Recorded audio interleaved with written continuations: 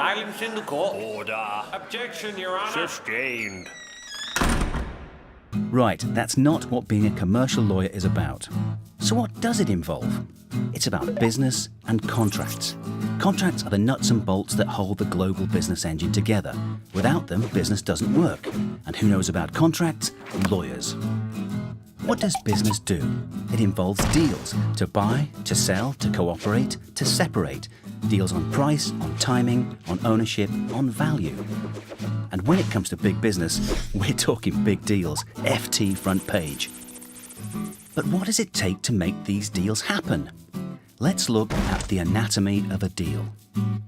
Okay, here's the deal. Enterprising Capital, a UK-based private equity fund, wants to acquire the Motion Group, a manufacturer of parts for the automotive industry, with operations in the UK, US, Germany and Italy. Enterprising Capital thinks it can improve Motion Group and sell it on at a profit. That's broadly what private equity funds do.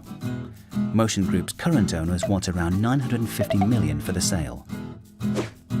As a lawyer, the first thing you're going to need is an understanding of the financial side of deals, and in particular, where the money comes from. This is going to be a leveraged acquisition. What does that mean? Enterprising Capital doesn't actually have 950 million lying around. So, instead, it plans to buy Motion Group by investing around 350 million in shares or other equity through a fund it has raised from investors, and by borrowing the remaining 600 million from banks. We call this type of borrowing debt finance. The idea is that by running Motion Group better, Enterprising Capital will generate higher revenues from the business and use these to service the interest payable on the 600 million of loans. Then, in a few years' time, it will sell Motion Group for a higher price. Its goal is to make Motion Group worth not 950 million, but 1.3 billion. That way, when it sells, Enterprising Capital can pay back the bank 600 million and see its own stake of 350 million double to 700 million. Now that's a tidy profit. Everyone is happy. But where do the lawyers come into this? Okay, so who is buying the Motion Group and borrowing all that money? Enterprising Capital? No. The first thing they will want to do is establish an acquisition vehicle, a separate new company to own and run Motion Group. And that's where the lawyers come in a big way. What kind of company? Limited company? Limited partnership? Where should it be registered to be both tax efficient and allowed to do the things that Enterprising Capital wants it to do, which is to access the revenues of the Motion Group business so that Enterprising Capital can pay the interest on its debt? This is important because there are differences in how payments to an acquisition vehicle are taxed in different jurisdictions, so specialists in tax law will be needed. Plus, there are differences between jurisdictions in terms of releasing cash from the target group to pay the interest and repay the debt. Germany, for example, has much more restrictive laws on the extent to which companies can do this than the UK, so international expertise in banking law is also required. Let's say, following the legal advice, Enterprising Capital settles on a limited company registered in Luxembourg for its acquisition vehicle. The corporate lawyers better get cracking on setting that up.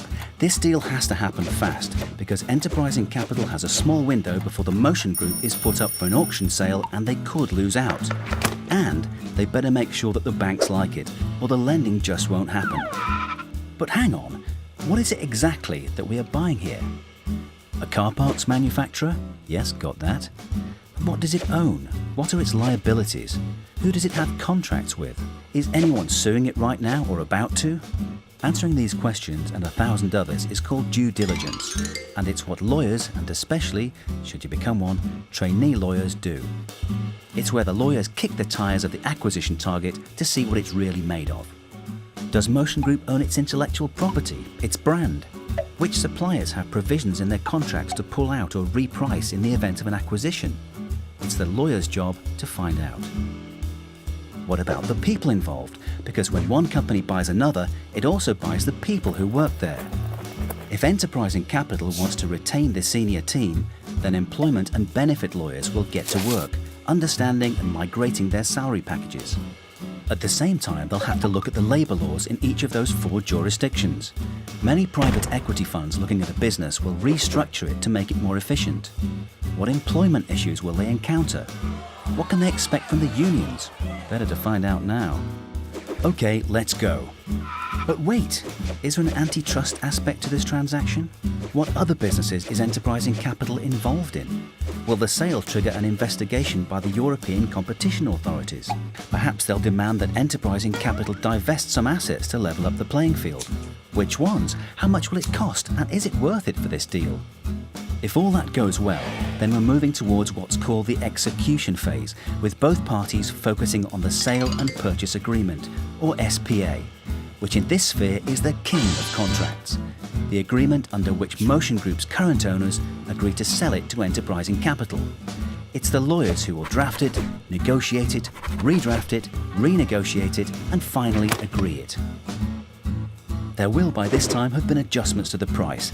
This is a typical feature of negotiations, and the SPA will also contain provisions for further adjustments to the price once the deal has completed. On what basis exactly? Value of assets? Level of cash or debt?